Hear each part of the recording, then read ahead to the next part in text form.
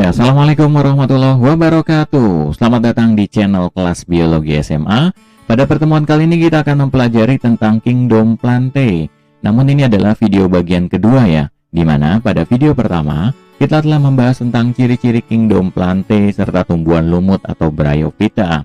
Pada video bagian kedua ini kita akan membahas tentang tumbuhan paku atau Pteridophyta. Kita akan bahas tuntas tentang materi tumbuhan paku ini. Ya, sebelum kita mulai, jika kalian merasa video ini bermanfaat buat kalian, jangan lupa subscribe dan like video ini. Karena subscribe dan like yang Anda berikan merupakan penghargaan atas pembuatan video ini. Ya, sebelum kita bahas tentang tumbuhan paku atau Pteridophyta, saya sarankan kepada kalian untuk menonton terlebih dahulu video pertama tentang ciri-ciri Kingdom Plantae dan tumbuhan lumut atau Bryophyta. Karena pada video pertama tersebut ada beberapa materi yang saya jelaskan secara detail dan berhubungan dengan video kedua ini.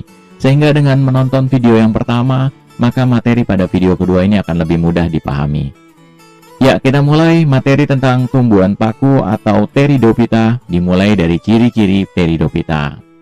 Ciri tumbuhan paku yang pertama adalah sel-selnya bersifat eukariotik, yaitu sel-sel pada tumbuhan paku telah memiliki membran inti. Jadi kalau ini adalah sel dan ini adalah inti sel, maka membran inti itu adalah membran yang menyelimuti inti sel. Hati-hati ketukar dengan membran sel ya.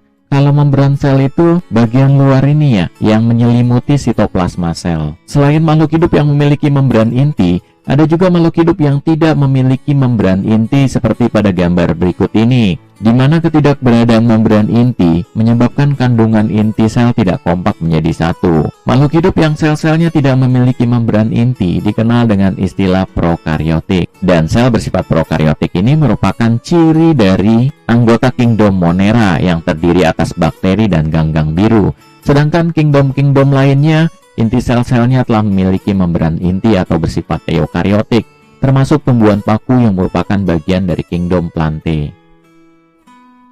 Pteridophyta umum disebut sebagai tumbuhan paku, dan tumbuhan paku ini telah memiliki akar, batang, dan daun sejati. Tumbuhan yang struktur tubuhnya telah dapat dibedakan antara organ akar, batang, dan daun dikenal dengan istilah kormus. Dan makhluk hidup atau tumbuhan yang tumbuhnya berbentuk kormus ini dikenal atau dikelompokkan ke dalam kelompok Cormophyta, yaitu kelompok tumbuhan yang telah dapat dibedakan antara organ akar, batang, dan daunnya dengan jelas. Lalu kalau kita lihat gambar di samping ini, apakah ini batangnya? Bukan, ini adalah tangkai daunnya ya. Dan satu daunnya itu yang ini, dan dia berlekuk-lekuk. Kalau kita lihat di sini masih ada yang nyatu, dan kemudian ada lekuk-lekukan ke dalam seperti ini.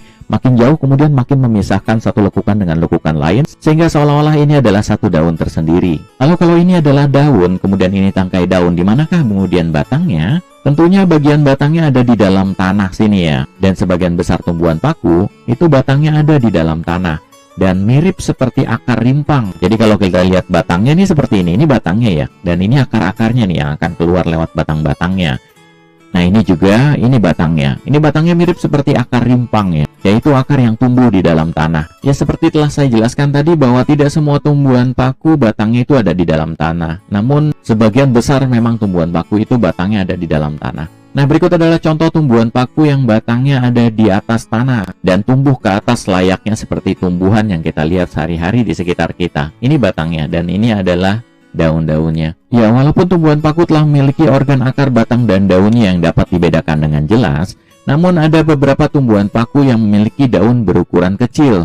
Namun, sebagian besar tumbuhan paku itu memiliki daun berukuran besar atau dikenal dengan istilah daun sejati. Daun semacam ini dikenal dengan istilah makrofil. Makro itu besar ya, fil itu daun. Jadi daunnya yang berukuran besar. Contohnya pada gambar berikut ini di mana daunnya berukuran besar dan dapat dilihat atau dibedakan dengan mudah antara daun, batang, dengan akarnya. Berikut adalah gambar tumbuhan paku yang berdaun kecil ya, atau dikenal dengan istilah mikrofil.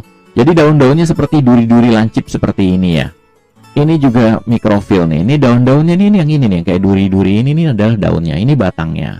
Ini juga sama, ini batangnya. Kemudian daun-daunnya ini justru yang kayak sikat botol ini ya.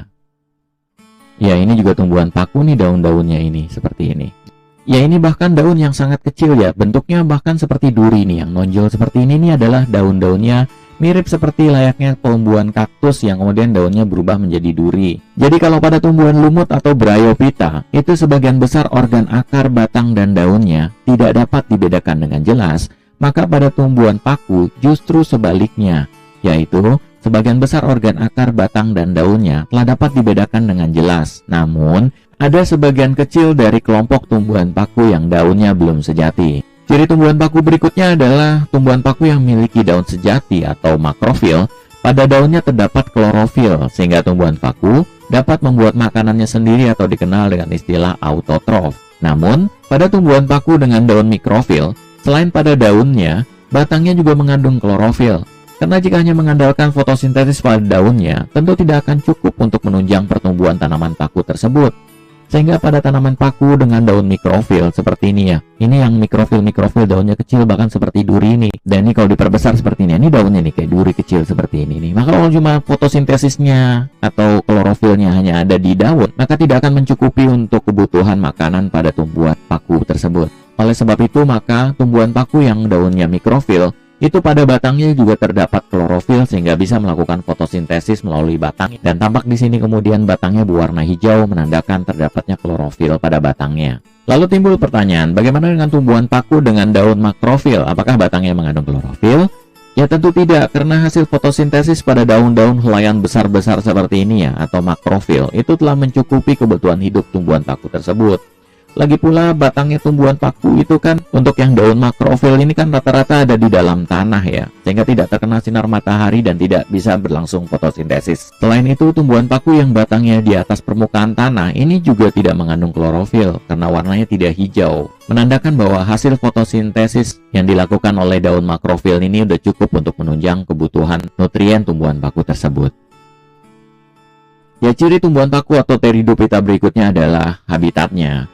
Habitat tumbuhan paku itu ada yang tumbuh di daerah yang lembab atau hygrofit. Dari kata hygro ya, basah atau lembab. Contohnya pada gambar ini di mana kita dapat menemukan tumbuhan paku di dekat aliran sungai. Ini tumbuhan paku ya. Ini tumbuhan paku juga. Ya, ini juga gambar tumbuhan paku yang hidup di daerah lembab ya. Ini dia nih, ini tumbuhan paku semua nih. Dan kita lihat lagi bagaimana tumbuhan paku kemudian hidup di lantai hutan yang lembab seperti ini. Ya, selain tumbuh di daerah yang lembab, tumbuhan paku juga dapat hidup di air. Tumbuhan yang dapat hidup di air dikenal dengan istilah hidrofit. Contohnya adalah paku semanggi atau Marseilla Hawaii ini, yang daunnya itu ada 4 helai seperti ini dan agak sedikit terpisah.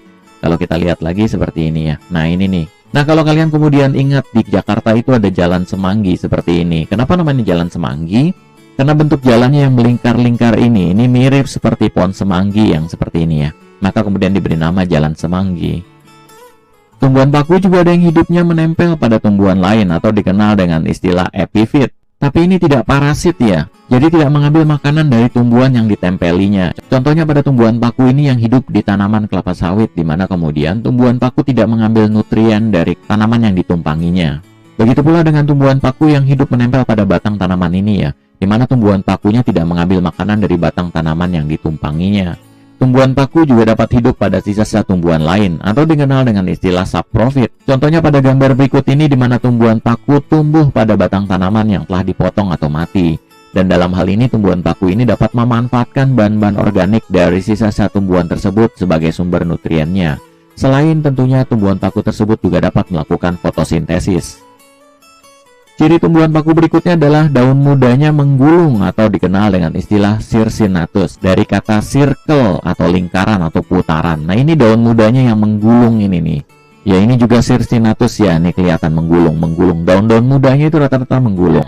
Ya, ini juga circinatus ya. Nanti lama-lama kemudian penggulungan ini akan kebuka dan kemudian timbul daun-daun dari tumbuhan paku tadi. Ya, tumbuhan paku ini dimanfaatkan untuk makanan, terutama untuk sayurannya, dan biasanya diambil dari daun mudanya seperti ini yang menggulung, dan tampak khas struktur menggulung pada daun tersebut. Dan pada saat dimasak, struktur menggulungnya tetap masih tampak jelas ya, seperti pada sayur paku ini yang diberi bumbu kacang dan irisan bawang.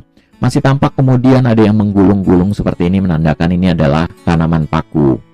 Ini juga dari paku ya, kelihatan masih menggulung daun mudanya. Ini juga.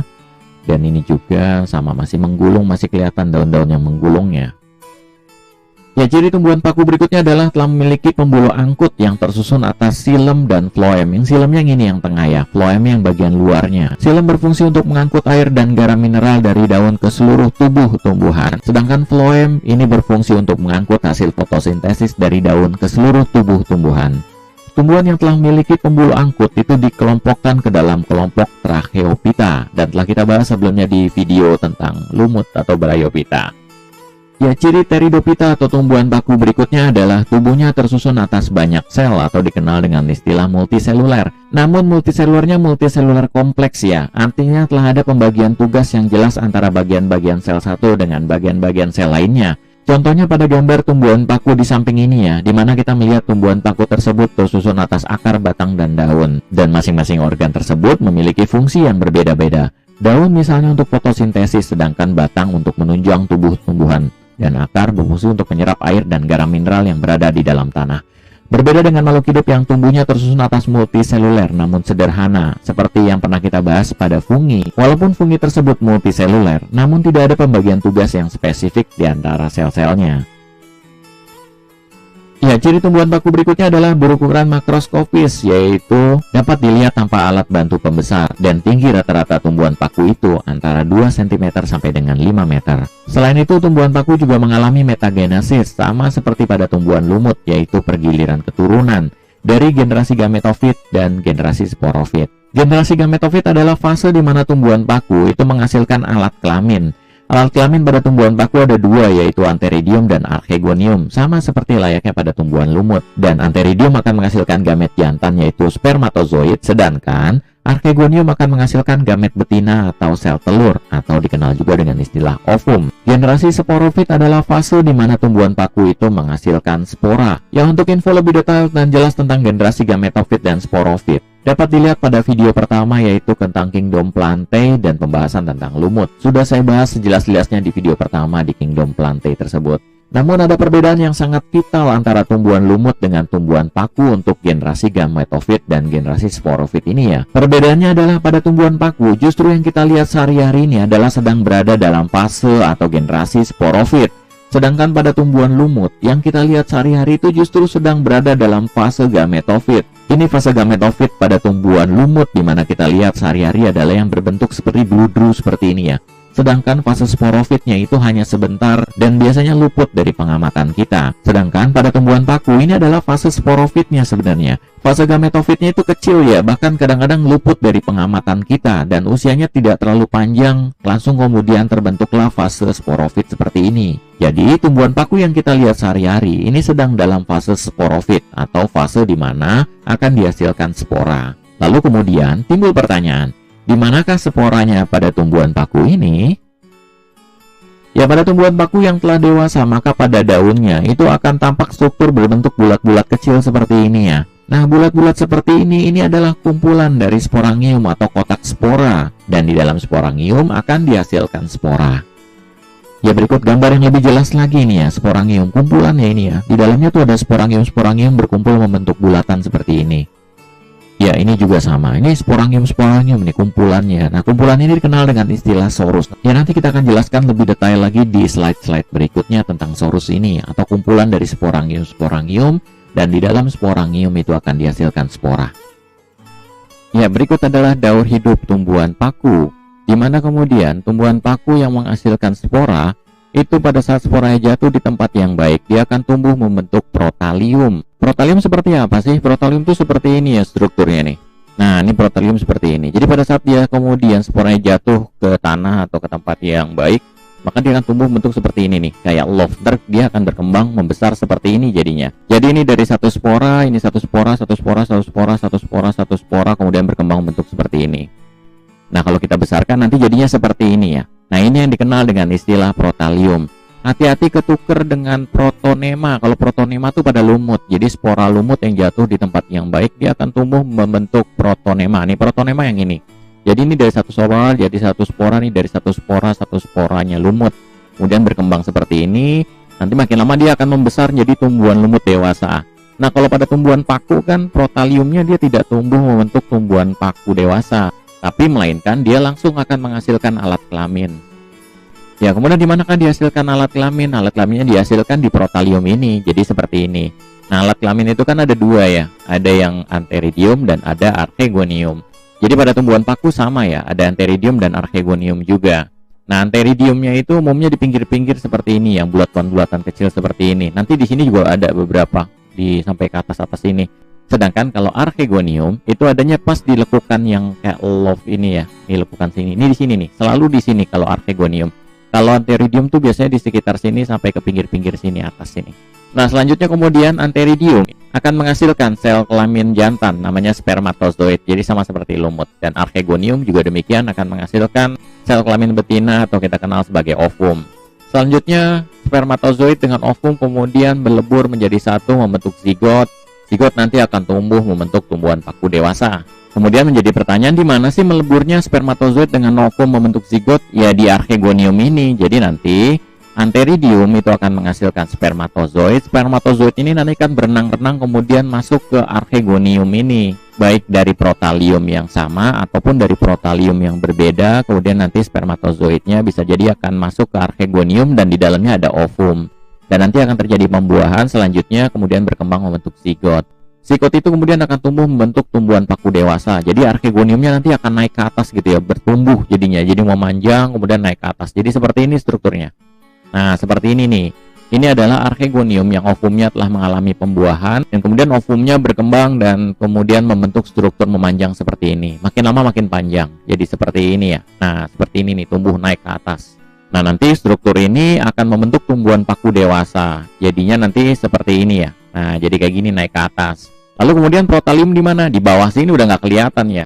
Sudah hilang seiring dengan pertumbuhan dari zigot dan membentuk tumbuhan paku dewasa seperti ini.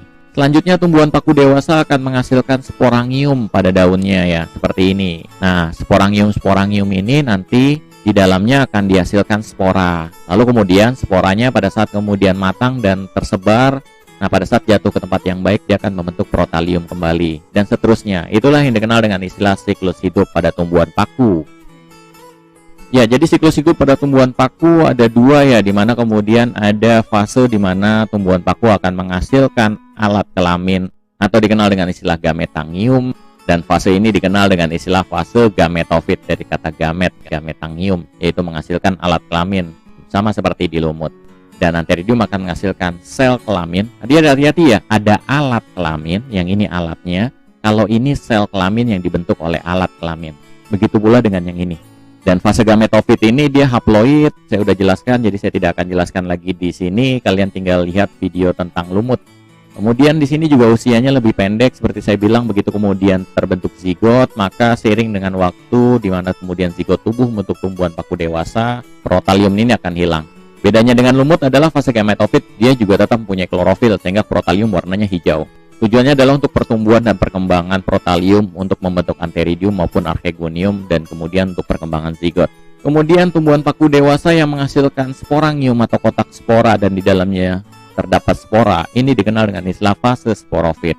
Ciri khasnya adalah menghasilkan spora tentunya, kemudian kromosomnya diploid. Hati-hati ada yang kromosomnya haploid ya, yaitu pada saat kemudian sporangium membentuk spora. Ini dia akan terjadi pembelahan secara meiosis yang akan menyebabkan jumlah kromosom berkurang separuhnya, sehingga kemudian menjadi haploid. Usianya jauh lebih panjang karena yang kita lihat sehari-hari itu adalah tumbuhan paku dewasa ini, dan kemudian juga memiliki klorofil untuk fotosintesis. Ya, berikut adalah lebih detail tentang protalium, di mana dia akan menghasilkan alat perkembangbiakan atau gametangium. Gametangium ada dua jenis, yaitu gametangium jantan atau alat kelamin jantan atau kita kenal sebagai antheridium, dan dia akan menghasilkan sel gamet atau sel kelamin, yaitu spermatozoid. Kemudian gametangium betina akan menghasilkan archegonium, dan archegonium ini akan menghasilkan sel kelamin betina atau kita kenal dengan istilah ovum atau sel telur. Ya, archegonium adanya di sini ya, dekat pas pelekuan ini, ada di sekitar sini. Kalau antheridium itu ada di pinggir-pinggir sebelah sini ya. Jadi kalau dilihat di bawah mikroskop ini seperti ini. Ini archegoniumnya, ini antheridiumnya tersebar tadi telah saya jelaskan. Nah, saya detailkan lebih lanjut seperti ini ya. Ini antheridiumnya nih, yang bintik-bintik ini nih. Kalau archegonium tuh ukurannya lebih besar dan biasanya dekat dengan lekukan love ini ya, dari protalium. Nah, ini dia yang besar-besar. Nah, kalau kita lihat di bawah mikroskop, ini seperti ini nih. Jadi ovumnya nanti di atas ini. Jadi nanti pada saat kemudian spermatozoid matang kemudian lepas, maka dia akan membuahi masuk laut sini. Kemudian naik ke atas sini, kemudian ovumnya ada di dalam sini. Nah, ini dia lebih detail lagi ya. Ini spermatozoid ini masih kelihatan nih, ada flagelnya. Ini kemudian kepalanya, kemudian ini ekornya. Nah, archegonium tuh seperti ini ya. Ini satu struktur sampai sini tuh archegonium. Nah, kemudian sel telurnya tuh ada di sini nih. Nah, nanti spermatozoid akan berenang kemudian masuk ke sini dan kemudian membuahi dari sel telur. Ya, berikut adalah sel telur yang telah matang ya. Nah, ini kelihatan nih, ini sel telurnya yang besar. Setelah nanti kemudian terjadi pembuahan antara sel spermatozoid dengan ovum, maka kemudian struktur archegonium ini akan memanjang ya, memanjang kemudian membentuk struktur naik ke atas yang kemudian akan membentuk tumbuhan paku dewasa. Ya, sama seperti pada tumbuhan lumut di mana antheridium dan archegoniumnya bisa berada di dalam satu tumbuhan lumut, dan ada juga lumut yang antheridium dan archegoniumnya terpisah pada tumbuhan lumut yang berbeda. Nah, pada tumbuhan paku juga sama, di mana ada antheridium dan archegoniumnya yang dapat berada pada satu protalium. Namun, beberapa tumbuhan paku antheridium dan archegoniumnya terpisah pada protalium yang berbeda. Ada protalium yang hanya terdapat antheridium saja dan ada juga protalium yang hanya terdapat archegonium saja. Tumbuhan paku dengan antheridium dan archegoniumnya terletak bersama pada satu protalium disebut sebagai gametofit biseksual. Dari kata bi ya, itu dua. Dan paku yang memiliki gametofit biseksual ini dikenal dengan istilah paku monoecious atau paku berumah satu, karena di dalam satu individu paku tadi itu mengandung dua alat kelamin. Ya, beberapa tumbuhan paku antheridium dan archegoniumnya letaknya terpisah dan ini dikenal dengan istilah gametofit uniseksual. Uni itu satu ya, jadi satu protalium itu hanya mengandung satu jenis alat kelamin. Jadi ada protalium yang hanya mengandung antheridium saja dan ada protalium yang hanya mengandung archegonium saja. Paku jenis seperti ini dikenal dengan istilah paku dioecious atau paku berumah dua. Ya, contoh gambar di samping ini adalah protalium dengan dua alat kelamin ya, di mana antheridium dengan archegoniumnya terletak bersama. Inilah contoh dari gametofit biseksual.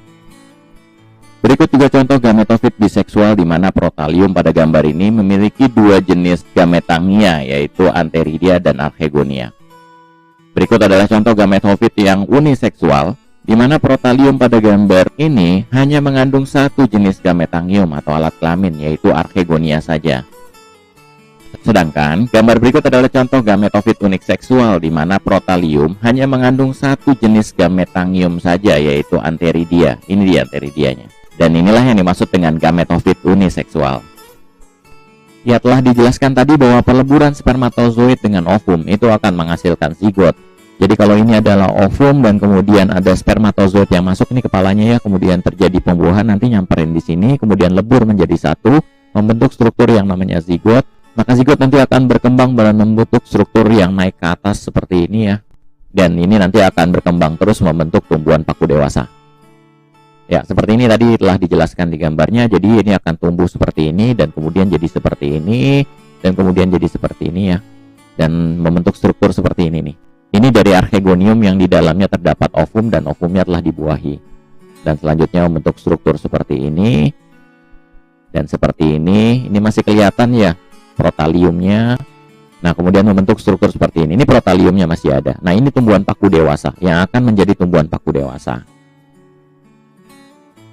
Ya, seperti ini kelihatan. Ini protaliumnya masih ada. Dan inilah yang nanti akan jadi tumbuhan paku dewasa. Jadi, yang ini adalah masih di fase gametofit, yaitu protalium tadi. Dan ini adalah akan menjadi tumbuhan paku dewasa dan ini akan masuk ke fase sporofit. Ya, kemudian akan berkembang menjadi banyak konik bercabang. Ya kan tadi kan archegoniumnya ada beberapa. Jadi kalau misalnya ada yang udah dibuahi, maka dia akan tumbuh. Kalau misalnya ada 4 yang dibuahi, maka akan tumbuh menjadi 4. Kalau ada 5, maka akan ada 5 pencabangan dari protalium. Ya, kemudian akan berkembang menjadi seperti ini ya. Kemudian jadi seperti ini. Kemudian nanti akan jadi tumbuhan paku dewasa seperti ini. Ya, ini tumbuhan paku dewasa yang banyak. Jadi begini. Seperti itu ya.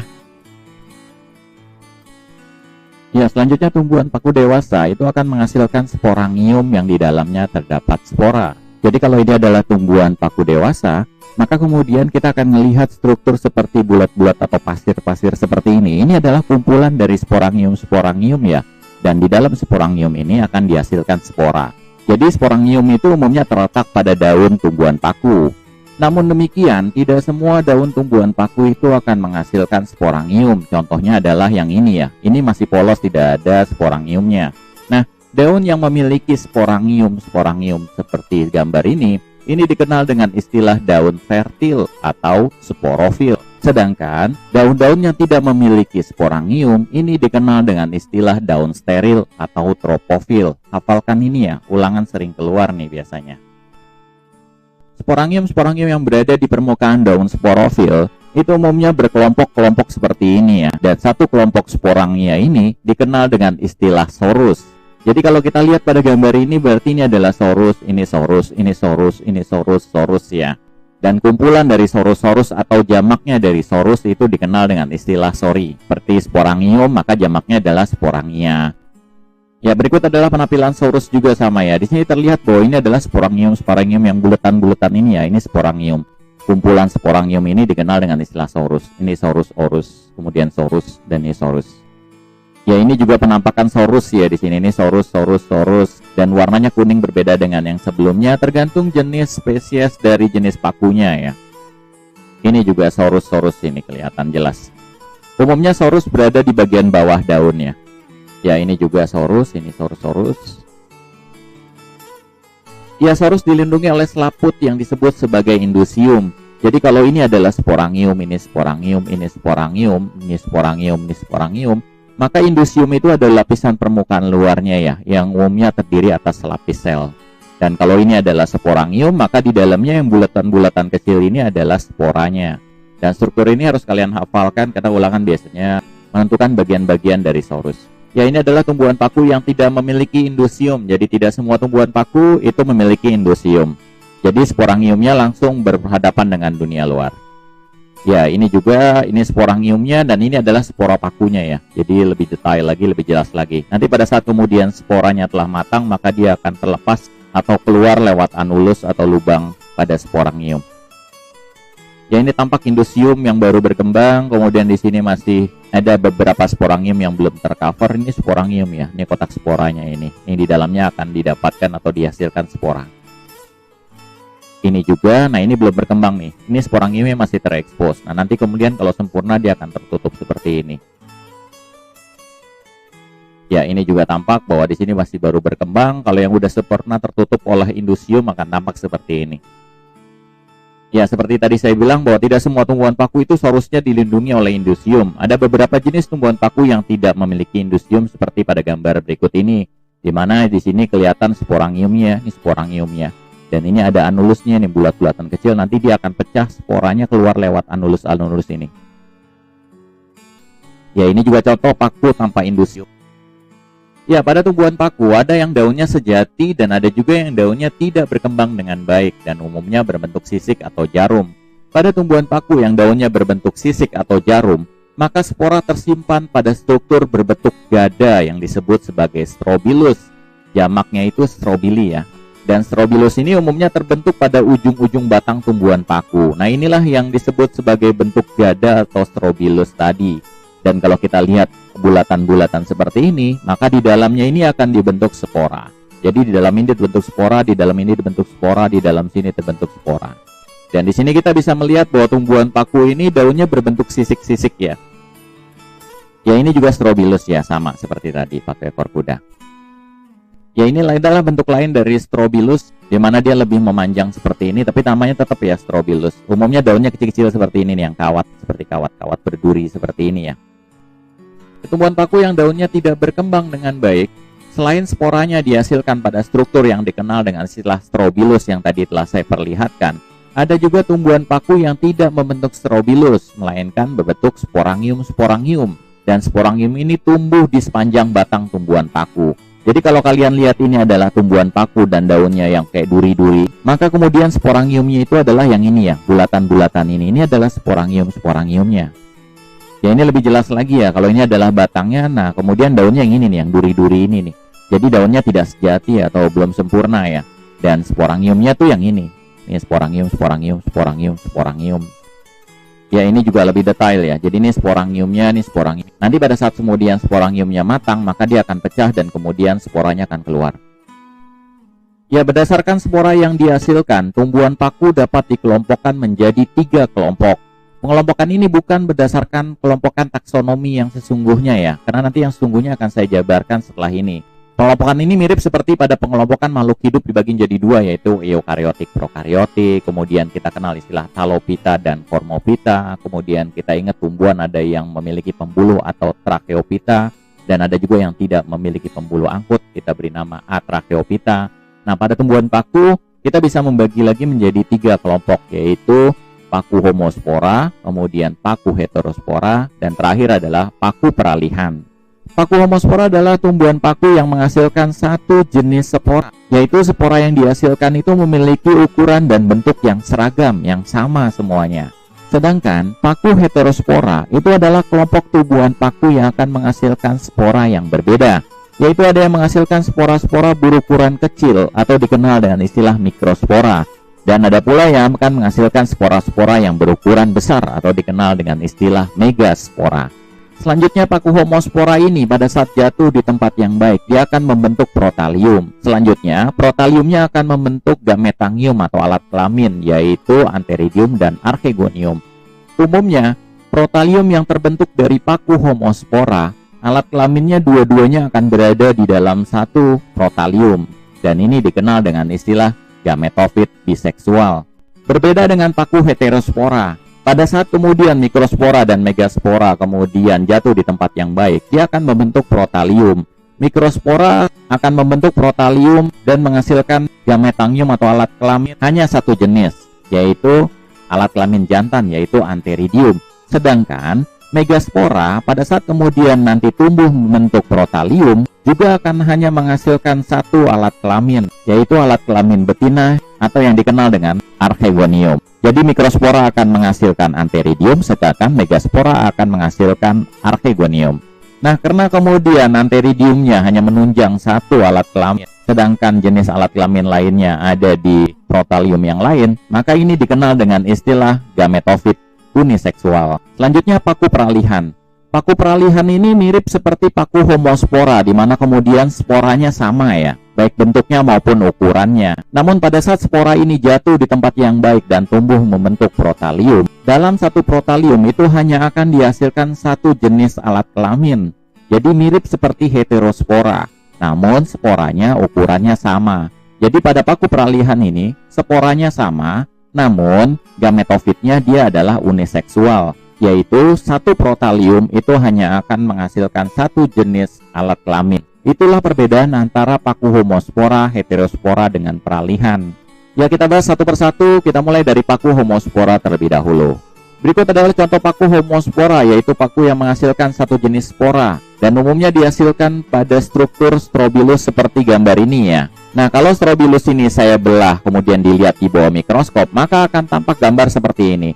Jadi ini struktur strobilusnya, kemudian inilah bulatan-bulatannya yang dikenal dengan istilah sporangium, dan di dalamnya bintik-bintik merah ini adalah sporanya. Dan kalau kita lihat kemudian sporanya, ini memiliki ukuran dan bentuk yang sama. Inilah yang dikenal dengan istilah paku homospora. Dari kata homo ya, sama, sedangkan spora ya spora, berarti sporanya sama. Selanjutnya adalah paku heterospora. Heterospora dari kata hetero artinya berbeda ya. Jadi sporanya akan dihasilkan berbeda-beda ukurannya. Umumnya heterospora akan dihasilkan oleh tumbuhan paku yang membentuk sporangium seperti pada gambar berikut ini. Ini sporangium, ini sporangiumnya ya. Ini sporangiumnya juga nih. Ya, ini juga ya. Ini sporangium, ini sporangium, sporangium, sporangium.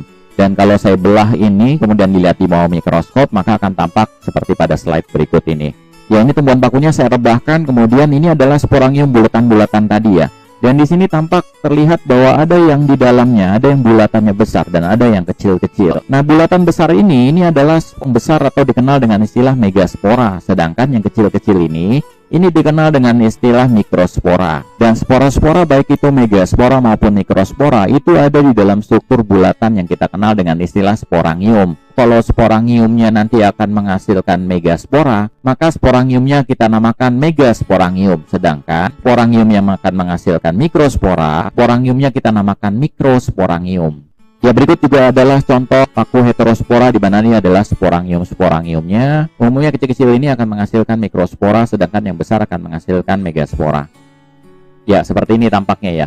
Jadi ini adalah sporangiumnya. Karena menghasilkan spora yang besar-besar atau megaspora, maka sporangium ini kita beri nama megasporangium. Sedangkan ini sporanya kecil-kecil, maka kemudian sporangiumnya kita beri nama mikrosporangium. Ya, selanjutnya adalah saya akan perlihatkan siklus hidup pada tumbuhan paku yang homospora. Namun saya akan perlihatkan dulu yang sebelumnya pernah kita bahas juga tentang siklus hidup tumbuhan paku secara umum, di mana kemudian tumbuhan paku akan menghasilkan spora, kemudian spora akan tumbuh membentuk protalium. Protalium akan menghasilkan alat kelamin jantan namanya antheridium, dan alat kelamin betina namanya adalah archegonium.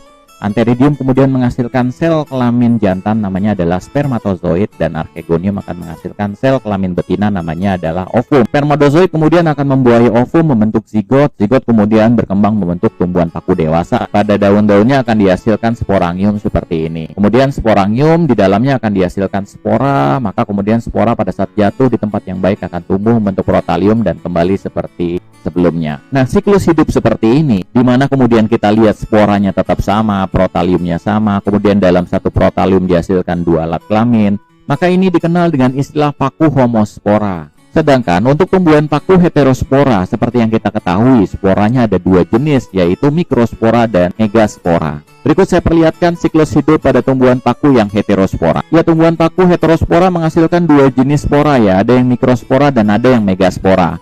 Mikrospora ini akan menghasilkan protalium, begitu pula dengan yang megaspora. Untuk membedakannya, maka protalium yang berasal dari mikrospora kita beri nama mikroprotalium, sedangkan megaspora akan menghasilkan megaprotalium. Mikroprotalium kemudian akan menghasilkan antheridium, sedangkan megaprotalium ini akan menghasilkan archegonium. Selanjutnya, antheridium akan menghasilkan spermatozoid, sedangkan archegonium akan menghasilkan ovum. Jadi dalam hal ini alat kelaminnya terpisah ya. Jadi satu protalium mendukung satu alat kelamin, dan protalium lainnya akan mendukung alat kelamin yang lainnya. Selanjutnya, spermatozoid akan membuahi ovum dan terbentuklah zigot. Zigot kemudian akan berkembang membentuk tumbuhan paku dewasa. Kemudian tumbuhan paku dewasa akan menghasilkan sporangium. Tadi telah saya jelaskan bahwa sporangium itu ada dua jenis ya. Ada sporangium yang akan menghasilkan mikrospora, maka kita namakan sebagai mikrosporangium. Sedangkan ada sporangium yang akan menghasilkan megaspora dan kita beri nama sebagai megasporangium. Mikrosporangium kemudian akan menghasilkan mikrospora dan megasporangium kemudian akan menghasilkan megaspora. Kemudian siklus akan berulang. Inilah yang dikenal dengan siklus paku heterospora. Dan sama seperti paku homospora, ini adalah fase gametofit. Kemudian ini adalah fase sporofit, diciri khaskan dengan dihasilkannya spora di akhirnya. Ya, selanjutnya adalah paku peralihan. Ya, pada paku peralihan sporanya sama ya, baik bentuk maupun ukurannya. Ya, paku peralihan walaupun kemudian sporanya sama, tapi untuk memudahkan kita belajar, maka kita pecah di sini jadi dua ya. Nah, nanti kemudian sporanya membentuk protalium, ini sama, ini menandakan dia sama ya. Hanya kemudian protaliumnya, ada satu protalium yang akan menghasilkan gametangium, itu satu jenis saja, yaitu antheridium. Sedangkan protalium lainnya akan menghasilkan satu gametangium yang lain, yaitu archegonium. Kemudian antheridium akan menghasilkan sel kelamin spermatozoid dan archegonium akan menghasilkan sel kelamin betina, yaitu ovum. Selanjutnya ovum dengan spermatozoid kemudian lebur membentuk zigot. Zigot berkembang membentuk tumbuhan paku dewasa. Kemudian paku dewasa akan menghasilkan sporangium dan di dalamnya terdapat spora yang sama. Nah, beberapa buku kemudian memecahkan sporangium ini menjadi dua ya. Jadi kayak begini lagi untuk menandakan bahwa protaliumnya hanya akan menghasilkan satu jenis alat kelamin. Jadi kalian jangan bingung kalau kemudian ada yang pecah dua. Lihat aja nanti diagramnya seperti apa. Ya, untuk kemudian fasenya sama ya. Ini fase gametofit, sedangkan yang ini adalah fase sporofit karena menghasilkan spora. Ya, selanjutnya kita bahas tentang klasifikasi tumbuhan paku. Tumbuhan paku dibagi menjadi 4 kelas ya. Yang pertama adalah Psilophyta atau paku purba, kemudian Lycophyta atau paku kawat, selanjutnya adalah Sphenophyta atau paku ekor kuda, dan terakhir adalah Pterophyta atau paku sejati. Kita bahas satu persatu, kita mulai dari paku purba terlebih dahulu. Psilophyta. Sebagian besar telah punah ya, jadi udah banyak yang jadi fosil. Hanya ada sekitar 10-13 spesies yang masih hidup hingga saat ini. Karena anggotanya telah banyak yang punah, maka Psilophyta dikenal juga dengan paku purba. Dan ciri khas dari Psilophyta ini, batang tumbuhan pakunya bercabang-cabang dua atau dikenal dengan istilah dikotomi. Di itu dua ya. Ciri Psilophyta berikutnya adalah tingginya mencapai 30 cm sampai dengan 1 meter. Ya, berikut adalah contoh batang yang bercabang pada Psilophyta ya. Jadi cabangnya tuh dua-dua seperti ini nih. Jadi satu kemudian pecah jadi dua. Jadi ini lihat nih, satu pecah jadi dua, kemudian nanti pecah lagi menjadi dua. Tuh, itulah yang dikenal dengan istilah dikotomi. Ini lebih jelas lagi. Jadi dari satu kemudian bercabang menjadi dua, kemudian di sini bercabang lagi menjadi dua, kemudian di sini bercabang lagi menjadi dua. Jadi selalu bercabang dua-dua atau dikotomi. Ya, ini juga ya, satu pecah menjadi dua, kemudian jadi dua, kemudian jadi dua, seperti itu. Ya, ini juga ya, sama, satu menjadi dua, dan daunnya itu biasanya bentuknya sisik-sisik atau bentuknya berduri seperti ini. Jadi tampak seperti tidak ada daunnya. Ya, ciri selanjutnya adalah sporofilnya itu hanya akan menghasilkan satu jenis spora, dan kita kenal dengan istilah homospora. Ciri berikutnya adalah daun pada Psilophyta ini ukurannya biasanya kecil ya, atau mikrofil, atau bisa juga dalam bentuk sisik-sisik. Contohnya adalah di sini Rhynia yang paling terkenal dari Psilophyta, di mana ini telah menjadi fosil dan fosilnya seperti ini ya. Nah, ini dia nih fosil Rhynia, di mana dia menjadi dua seperti ini bercabang batangnya atau dikotomi. Kemudian ini adalah ujung dari batang Rhynia, kemudian sporangiumnya kemungkinan besar ini ya. Jadi ntar dia ada di sini nih. Nah, ini juga fosil dari kelompoknya Psilophyta yang bercabang dua ya. Selanjutnya contoh dari tanaman Psilophyta di mana yang masih hidup hingga saat ini yaitu contohnya Psilotum ya. Dan ciri khasnya daunnya kecil atau berbentuk duri. Nah, seperti ini yang tadi telah saya lihatkan sebelumnya. Ini ya daun-daunnya nih kayak duri-duri seperti ini ya. Ini juga nih di ujungnya kelihatan kecil sekali. Ya, selanjutnya adalah kelas Lycophyta. Lycophyta itu memiliki akar, batang, dan daun berukuran kecil dan tersusun rapat seperti ini ya. Jadi ini batangnya, kemudian ini daun-daunnya yang kecil-kecil ini rapat. Contohnya Lycopodium atau paku kawat, karena mirip seperti kawat. Yang ini nih ya gambarnya Lycopodium. Kalau untuk Selaginella nanti saya perlihatkan lagi. Tapi ini yang contoh Lycopodium. Ciri berikutnya adalah sporangiumnya terdapat pada sporofil yang tersusun membentuk strobilus pada ujung batang. Jadi nanti di ujung-ujung batangnya akan terbentuk strobilus, dan strobilusnya udah pernah kita lihat sebelumnya. Nah, ini strobilusnya nih. Nah, ini yang kayak paku kawat yang tadi saya bilang, Lycopodium. Dan berikut adalah Selaginella. Nah, ini yang Selaginella nih. Biasanya dibuat untuk tanaman hias juga ya. Dan daunnya itu kecil-kecil seperti ini. Hanya bedanya kalau tadi seperti duri, kalau Lycopodium, daunnya berbentuk helaian tapi kecil-kecil ya. Jadi kalau saya besarkan seperti ini nih. Nah, seperti ini nih. Ya, berikutnya adalah kelas Phenophyta. Dan ini hanya terdiri dari satu genus yaitu Equisetum atau dikenal dengan istilah paku ekor kuda, dan tinggi rata-ratanya itu sekitar 1 meter. Nah, ini yang tadi juga pernah saya lihatkan sebelumnya. Ini adalah Equisetum. Ciri khasnya adalah Equisetum ini memiliki batang berruas-ruas. Nah, ruas-ruasnya tuh ini ya, ini kayak ruas-ruas nih. Jadi kayak bambu tuh ada ruas-ruasnya, ini ruas-ruasnya.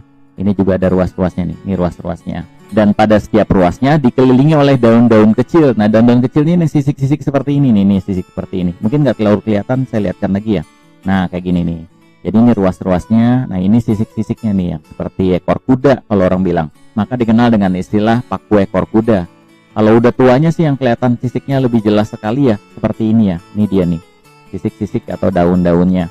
Kemudian ciri Phenophyta berikutnya adalah sporangiumnya berbentuk strobilus yang ini yang di atas sudah dijelaskan di slide-slide sebelumnya.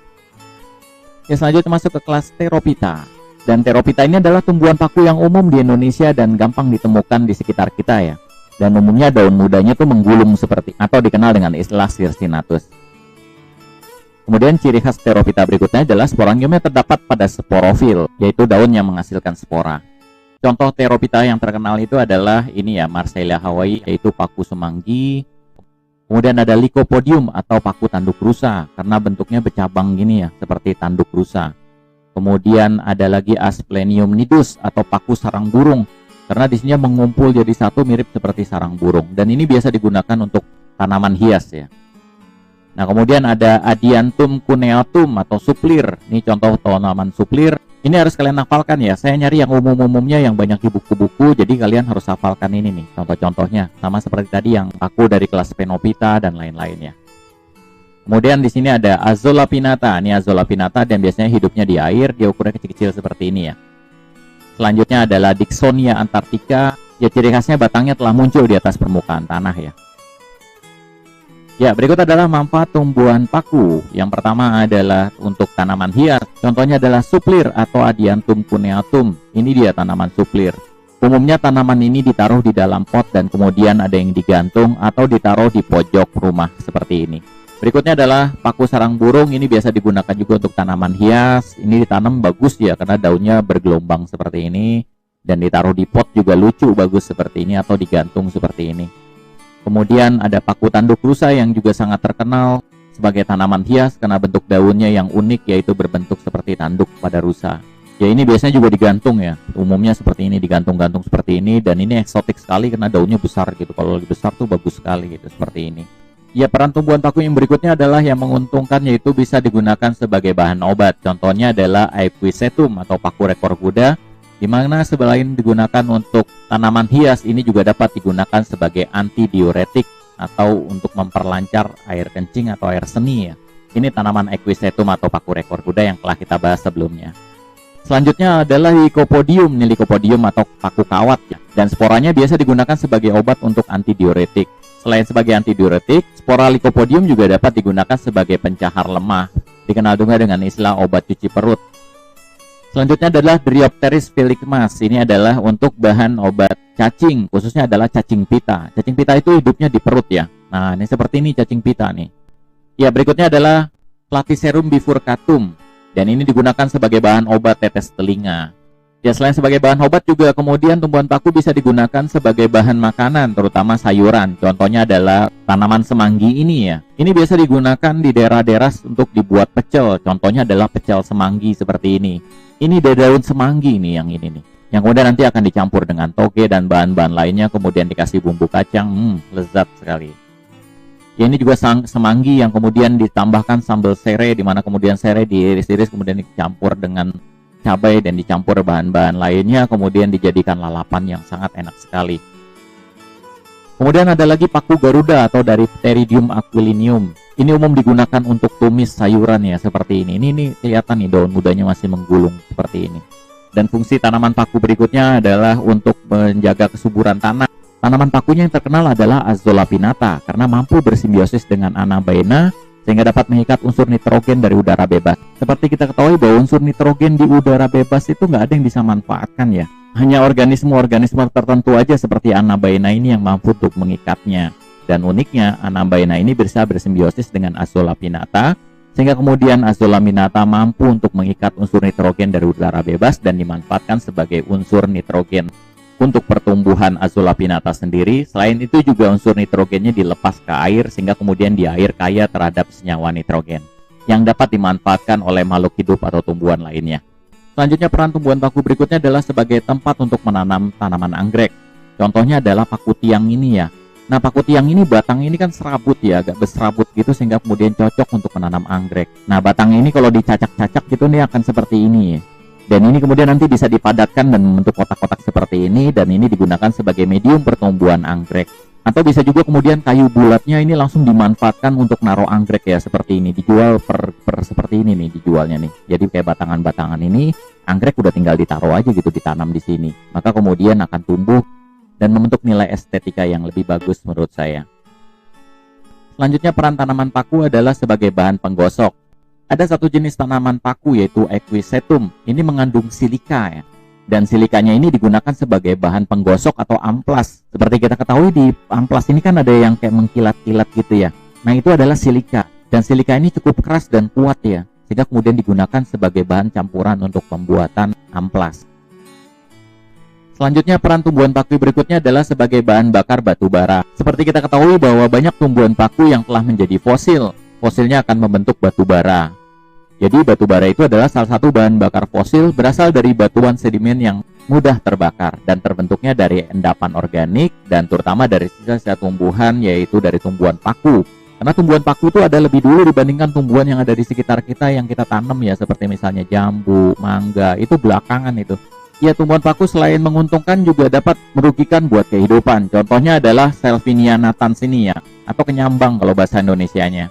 Nah, kenyambang ini bisa menjadi gulma ya, atau tumbuhan pengganggu dan hidup di perairan. Jadi kalau misalnya kena kenyambang ini jadinya begini nih perairannya, jadi penuh dengan kenyambang. Dan kalau tumbuh kenyambang dalam bentuk yang banyak seperti ini menyebabkan kemudian oksigen dari udara itu tidak bisa penetrasi ke air, sehingga air kemudian minim oksigen. Pada saat kemudian air minim oksigen, maka makhluk hidup yang hidup di dalam air tadi akan kehilangan oksigen atau kekurangan oksigen sehingga menyebabkan kematian. Selain itu, keindahan alam juga jadi terganggu karena adanya ini ya. Tadinya kita bisa melihat danau dengan indah, jadi kemudian jadi lautan gulma. Contohnya adalah Danau Ranupani. Ini berlokasi di kaki Gunung Semeru ya. Nah, di sini kita lihat bahwa ini tadinya danau nih, ini bagus, biru gitu, indah sekali. Tapi kemudian ditumbuhi oleh gulma dari kenyambang tadi, sehingga kemudian tampak seperti ke lapangan bola gitu jadinya. Dan butuh banyak tenaga serta biaya untuk kemudian membersihkan danau dari gulma tadi. Ya, demikian materi dari tumbuhan paku atau Pteridophyta. Sampai ketemu di video berikutnya, yaitu tentang tumbuhan Spermatophyta atau tumbuhan berbiji. Demikian, saya doakan kalian sukses belajarnya dan mendapatkan nilai yang bagus-bagus. Sampai ketemu di video selanjutnya. Wassalamualaikum warahmatullahi wabarakatuh.